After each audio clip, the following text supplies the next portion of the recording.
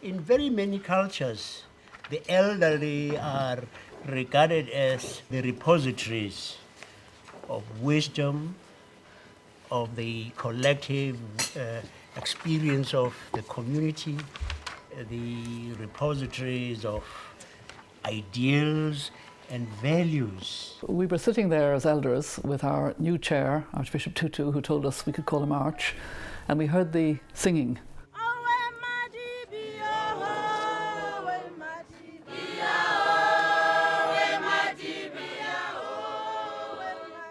That moment was very special because it was a huge sense of responsibility, a huge moment of commitment.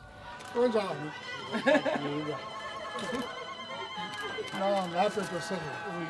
spelled out in his speech to the elders and giving us our mandate and our obligations for the future, some of the finest aspects of political theory and philosophy that I've ever known. In today's world, many of the problems we face are global in nature.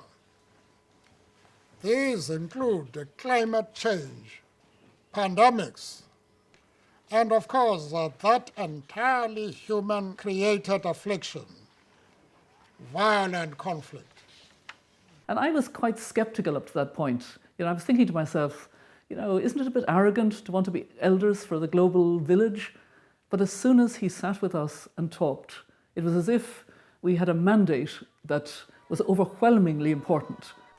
The efforts of a small, dedicated group of leaders working objectively and without any vested personal interest in the outcome can help resolve what often seems like intractable problems.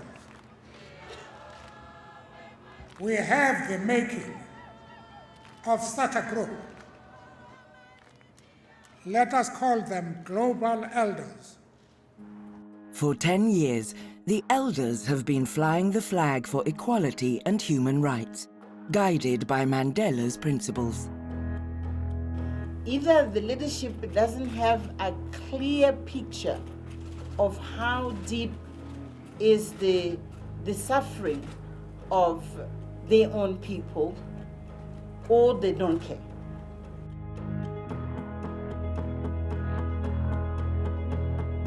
Tasked with a tall but inspirational order, the elders have worked across the globe to give a voice to the voiceless and speak truth to power.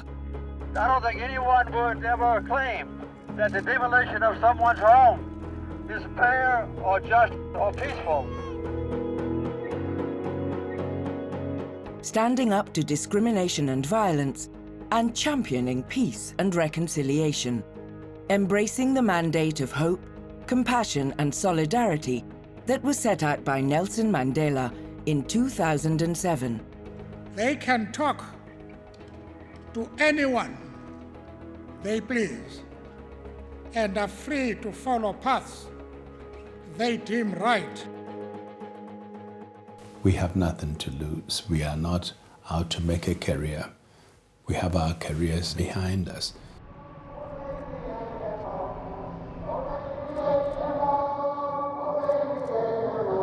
So we should be free to raise our voices and to encourage and steer people in the right direction without necessarily provoking or stepping on them. The elders will not only speak truth to power, but make sure that what they are bringing to that truth is the reality of the lives of those who are affected by behaviors of governments, of states, and of non-state actors that are not respecting human rights and democracy. They get 2 blankets each. And power needs that. They need to listen to the truth, which they don't get always from the people around them. You are the first, aren't you? It has been for years a complete stalemate, and I think we had an impact. How are you? We have contributed to more of a dialogue or a potential dialogue between North and South Korea.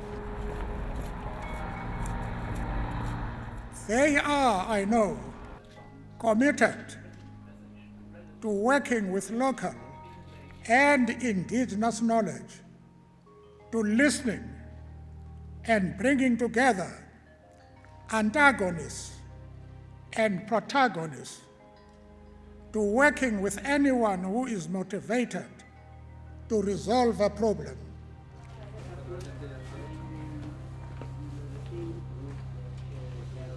Looking at the bones and the remains and with the holes here and there, it was very emotional. And yeah, I mean, it was probably the first time that I actually cried about having lost my father. It was very emotional. You really give hope to people. You make people understand that no matter how bad their present situation is, there is a light at the end of the tunnel.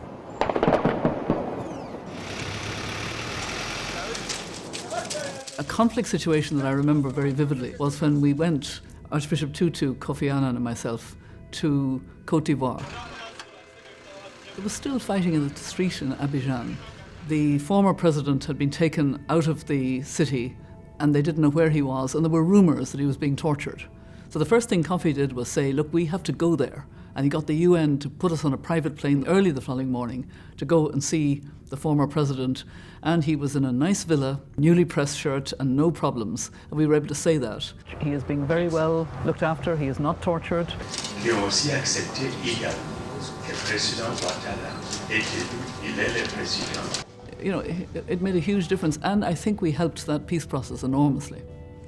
They will reach out to those who most need their help. It is those who have the least and who therefore suffer the most. It is those who are rarely heard. This group of elders can represent them and make sure they are not ignored.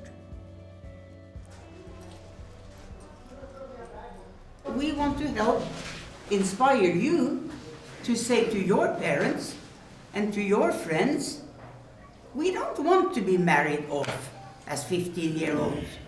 I was not allowed to wear any colorful clothes or go to any ceremony. We take time to listen to people, to take the voices and the aspirations of children, of women, of young people, of the marginalized, to take it to a level where they can be listened by those who have to make decisions to affect their lives. So if any human being now, particularly your age, wants to adopt an issue that is challenging and unpredictable and exciting and adventurous and gratifying, and will stretch our hearts and minds and capabilities to the utmost, this is it. And my hope and prayer is that you and the people that you influence and the ones that are watching this on television will adopt this issue. And let's change the world for the better.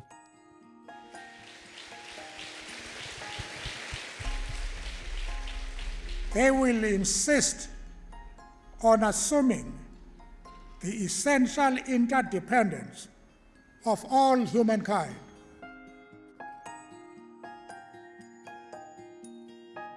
We call this the spirit of Ubuntu, that profound African sense that we are human only through the humanity of other human beings. I think the elders have to now put a priority on explaining the importance of the dignity and worth of every individual, of the migrant not being a threat, but rather an opportunity. There's no doubt that there's a great deal of mistrust of leaders. There has to be a conversation between the leaders and the people. We have to give them the assurance that their interest is paramount. But that change is coming. I'm not hopeless. Our task now, with the same values, the same courage, and the same spirit of Mandela, how are we going to be facing a world that is so different? And as the world is becoming much, much more challenging, that sense of responsibility becomes even bigger. But whatever techniques you use, I believe that in the end, it is kindness and generous accommodation that are the catalyst for real change.